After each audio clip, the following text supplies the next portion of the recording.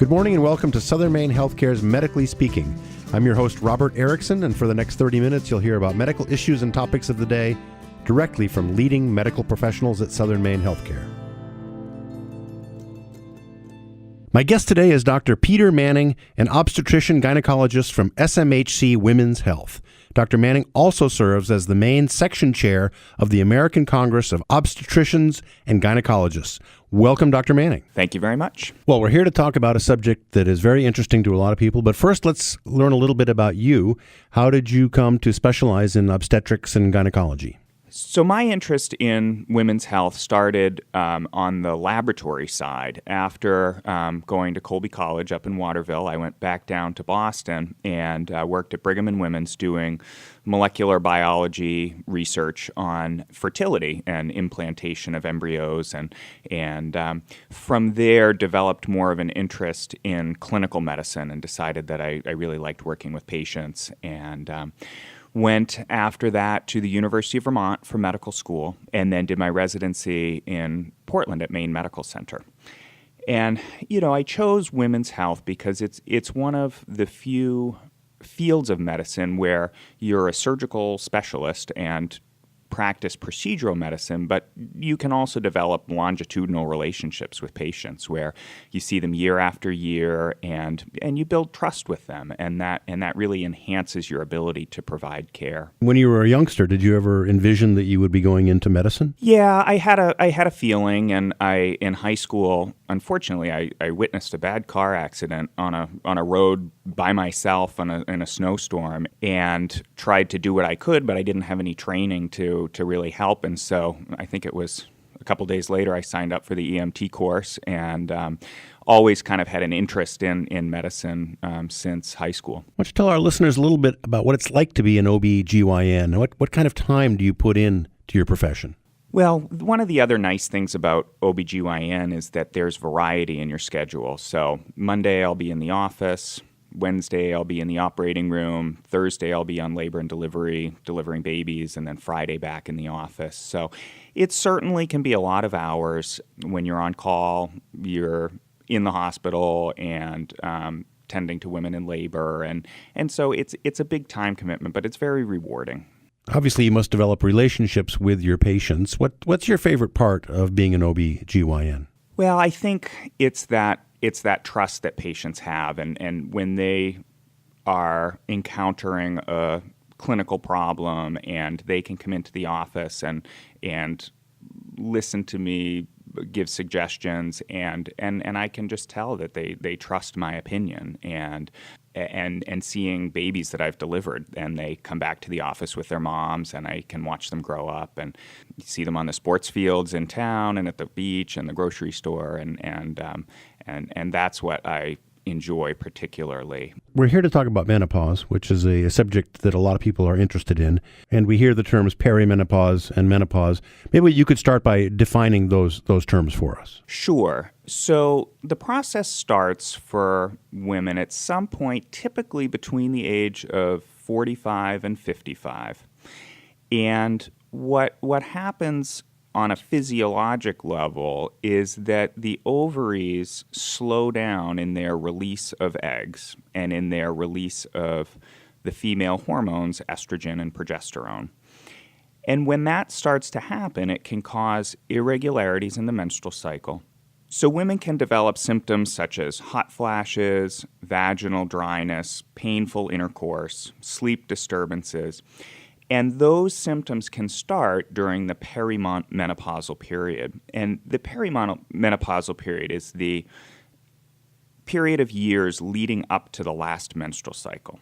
And the last time a woman has a menstrual cycle, that is the definition of menopause. It's interesting because you don't really know that's going to be the last one until you get 12 months out following that menstrual cycle. So it's a little bit nebulous, but when a woman sits down with their doctor and describes the symptoms that they're having, we tend to focus a little more on the symptoms, what's bothering them, what can we help them with, but that's sort of the standard definition. And then postmenopausal women are women who've had that last menstrual cycle and are a little further along in the transition and have even lower estrogen levels and progesterone levels. When were the symptoms of menopause? When were they first recognized? I'm not sure. I think for a long time it's been well ingrained in society, and that change of life has been a hallmark. But I'm not sure when it was first medically defined. Now, a lot of women joke about it, and there's even a Broadway play about it. People tend to make light of menopause, but it's a serious subject, correct? Correct. This can be a very, very challenging time for women in their lives, and there can be significant physical symptoms. This can result in relationship difficulties, problems with intimacy. Women can have trouble at their place of work when they're having severe hot flashes. So some women get lucky and have very mild symptoms. Sometimes they don't even know they're transitioning. But for a large section of the population, this is a very difficult time. You talk about hot flashes. What are the physiological symptoms of hot flashes? Hot flashes are a complex process in the body, and we think that a large piece of the puzzle is that estrogen levels are dropping and progesterone levels are dropping. But that's not the whole explanation. When you look at young girls, they have low estrogen and low progesterone levels, and they don't have hot flashes. So there are other processes going on in the body, and there are some alterations in what we call thermoregulation, and that's the body's ability to keep its temperature at a set point. So women who are starting this change into peri-menopause and menopause, something in that thermoregulation system changes so that small alterations in body temperature result in significant symptoms. So for a woman in her 20s, a change in body temperature of 0.5 degree really wouldn't result in any symptoms whatsoever.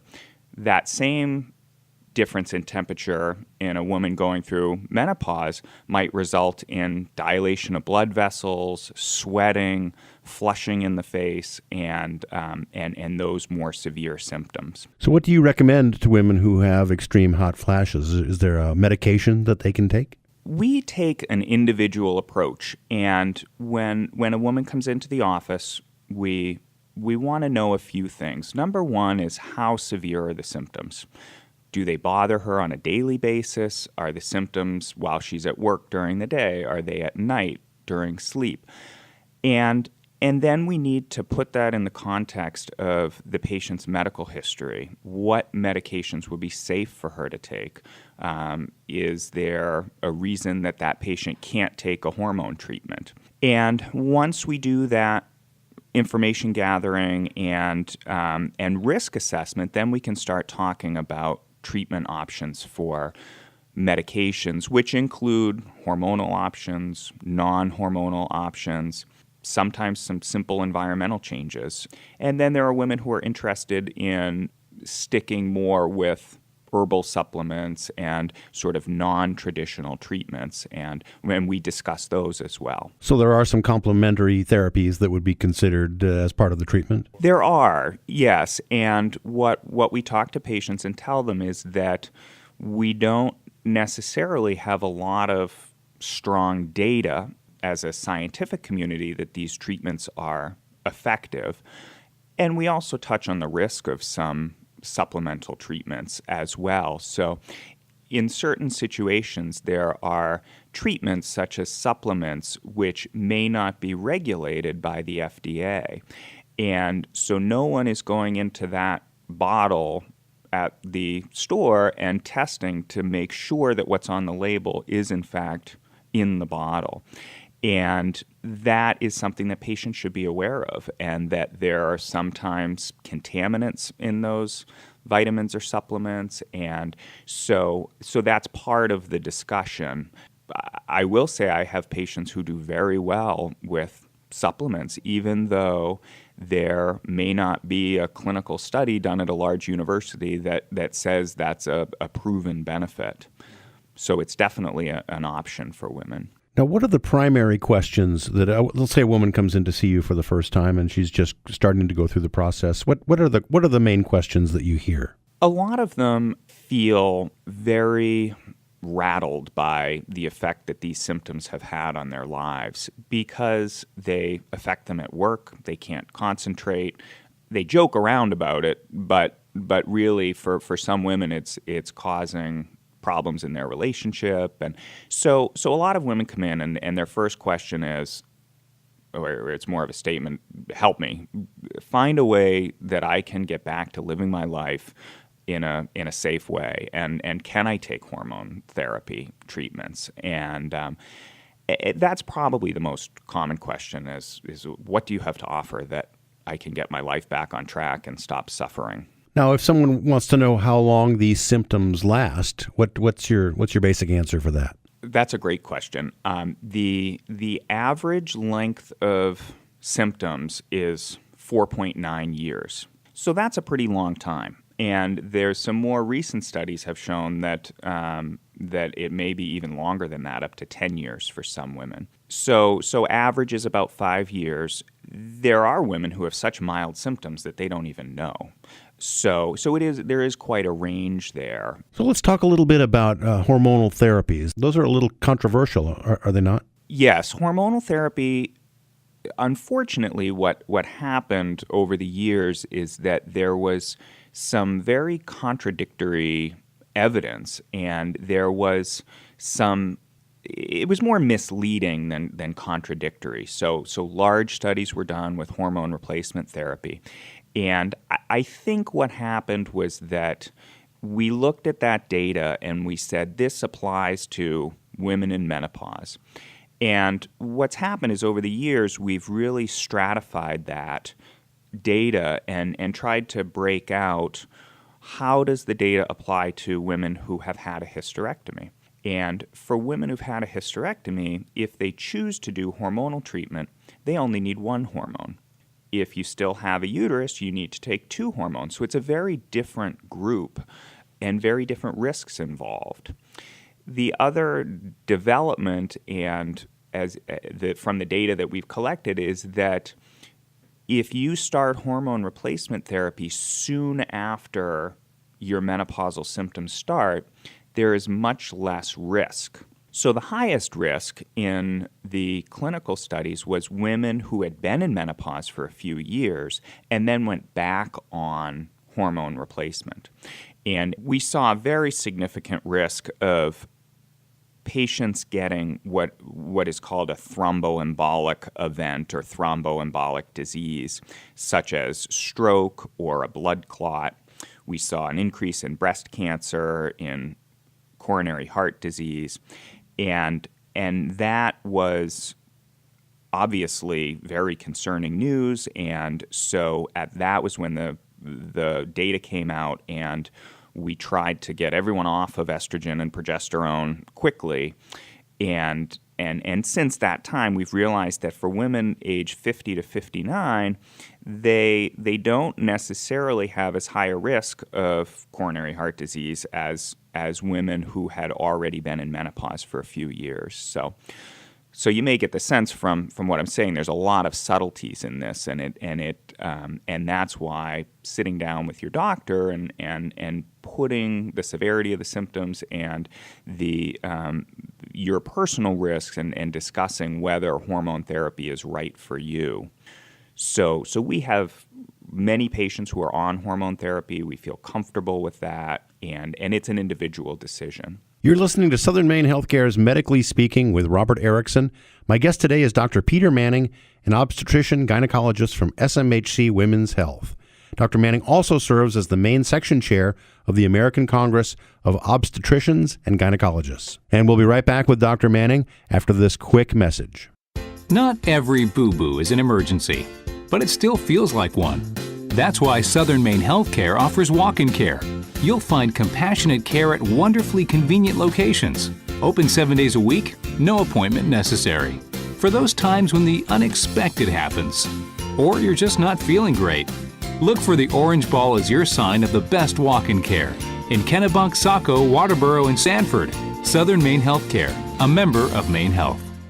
And we're back with Dr. Peter Manning from SMHC. Dr. Manning, let's step back to the front end a little bit now. We're speaking in generalities, of course, but if a woman, let me ask you this, if a woman was to do nothing about her symptoms, would there be any health risks in doing that? Women, when they transition into menopause, they have some changes in their health risks. So women in menopause have a loss of bone density. And so women who are already at risk of osteopenia or osteoporosis, that process is accelerated and they lose bone density faster. There is also an increased risk of coronary heart disease. And in women's health, this is something that gets overlooked. And fortunately, there's been some public awareness campaigns recently that have really brought heart disease and vascular disease to light for women. And that risk starts to go up when women are in menopause. The other change that we see after women go into menopause is an increased risk of cognitive decline and dementia. And that is something that we monitor for when we see patients for their yearly exam and discuss with them. Now, obviously, this affects women of differing ages. What's the earliest that you've seen symptoms of menopause?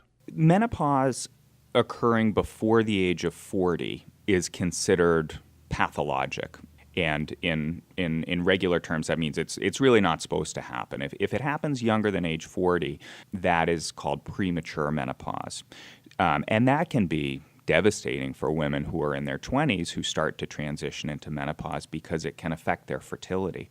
And so that for women who are 40 or older, it can occur at any time. So women who start menopause earlier can have more severe symptoms. But on the flip side of that, they're better candidates for hormone replacement. It's safer for them to take hormone replacement. And many of those women are on hormones until they get to be about age 50, 51 being the average age of menopause, and then we'll try tapering them off the hormones at age 50 or 51 when they feel comfortable. And for many of them, we'll use birth control pills so they don't have to worry about contraception, and they get the hormones as well. And the relief of symptoms is similar with traditional hormone replacement therapy and birth control pills for many patients. Now, what sort of changes have you seen during your career? Have you seen changes in the way of the mode of treatment for menopause? We've really made an effort to develop non-hormonal treatments because when I was doing my training, that was when there was a big push really to stop treating patients with hormones because of the risks, which were probably a little overstated at the time. So what the principles of the non-hormonal treatments, many of these medications are medications that were designed to treat depression, but somehow are tied into the hormonal pathways and can relieve symptoms. If you look at the studies of women on hormones, if they average 10 hot flashes a day and they start hormonal therapy, those 10 hot flashes will be reduced to 2 or 3, and the severity will go down. So it's a very effective treatment. If you take the same patient and start them on a depression medication such as Paxil, which is a common one that we use that's been shown to improve symptoms, they might go from 10 hot flashes down to 6 or 7.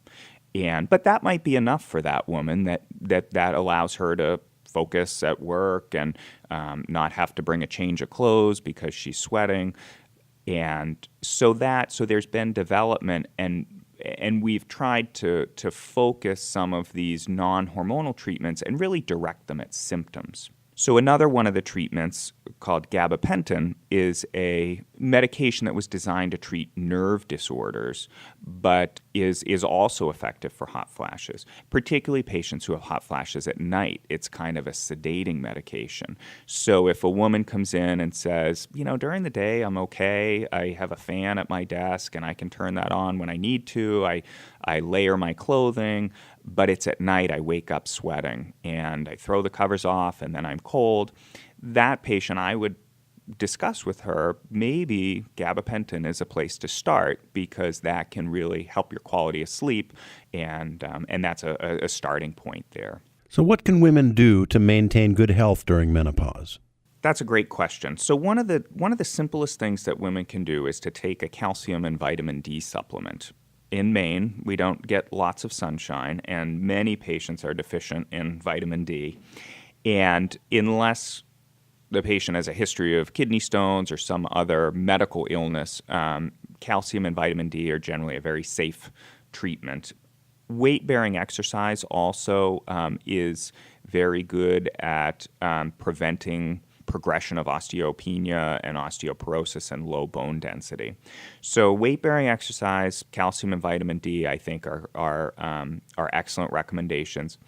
We recommend that patients see their doctor on a yearly basis because there are a lot of other things going on that we screen for. The effects of cognitive decline. There are screening tests such as mammography and colonoscopy that we want to make sure patients are up to date on.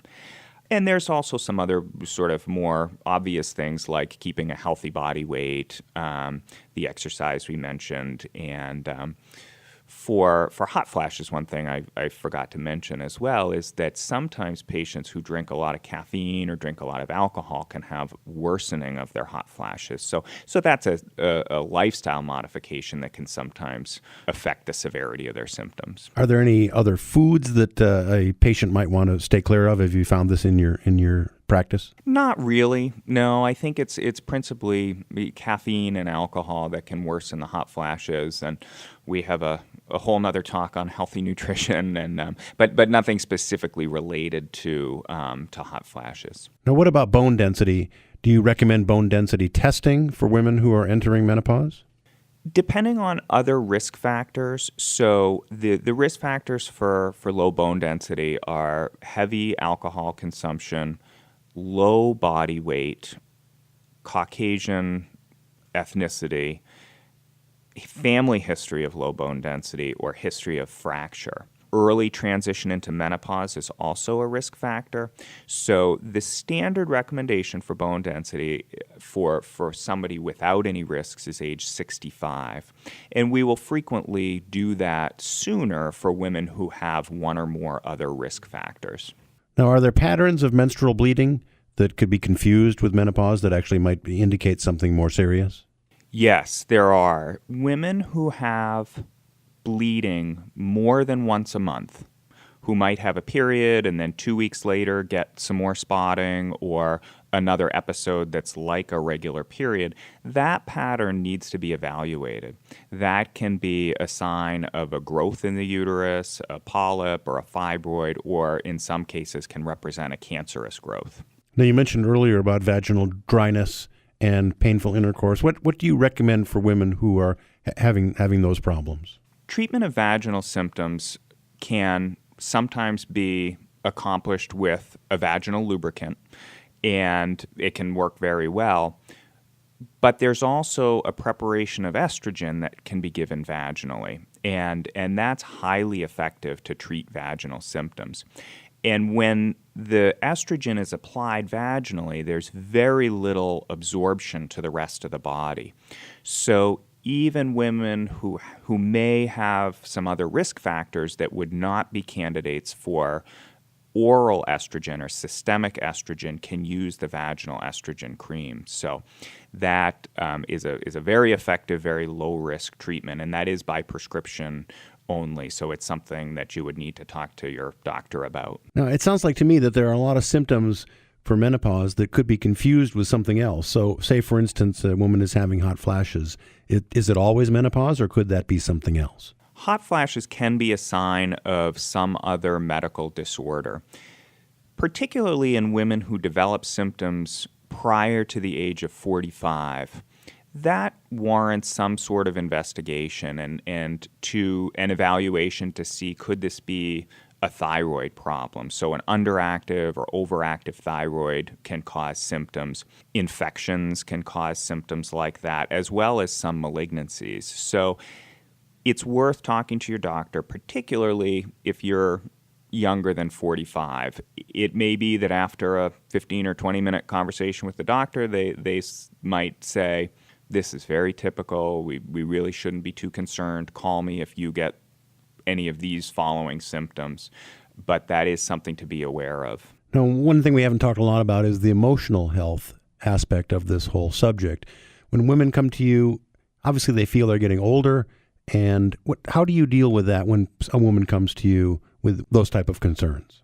Many of the non-hormonal treatments are based around boosting serotonin levels. And serotonin is a hormone in the body that gives you a sense of well-being, that everything is going to be okay and that life is good. And women who have more significant mood symptoms or sadness about this transition in their life, we will often steer them towards one of those serotonin medications first, which can improve their moods significantly and also help the hot flashes. So here's the big question, and I think there was a book written about this. Is there life after menopause? Absolutely.